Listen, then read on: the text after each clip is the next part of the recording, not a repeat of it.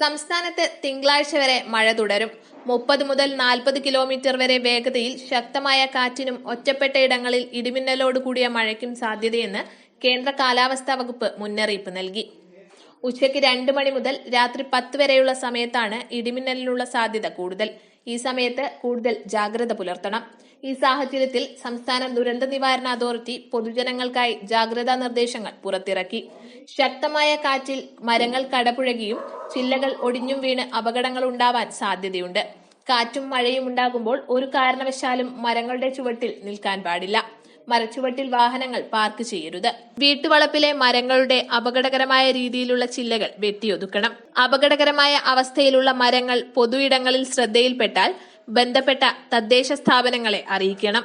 ഇടിമിന്നൽ ലക്ഷണം കണ്ടാൽ തുറസായ സ്ഥലങ്ങളിൽ നിൽക്കുന്നത് ഒഴിവാക്കണം. ജനലും വാതിലും അടച്ചിടണം.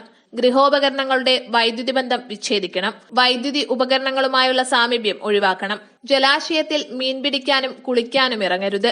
ഇടിമിന്നൽ സമയങ്ങളിൽ വാഹനത്തിനുള്ളിൽ സുരക്ഷിതരായിരിക്കുമെന്നതിനാൽ വാഹനം ഓടിക്കുന്നവർ അതിനുള്ളിൽ തുടരണം. സൈക്കിൾ, ബൈക്ക്, ട്രാക്ടർ തുടങ്ങിയ വാഹനങ്ങളിലുള്ള യാത്ര ഒഴിവാക്കണമെന്നും ജാഗ്രതാ നിർദ്ദേശത്തിൽ പറയുന്നു.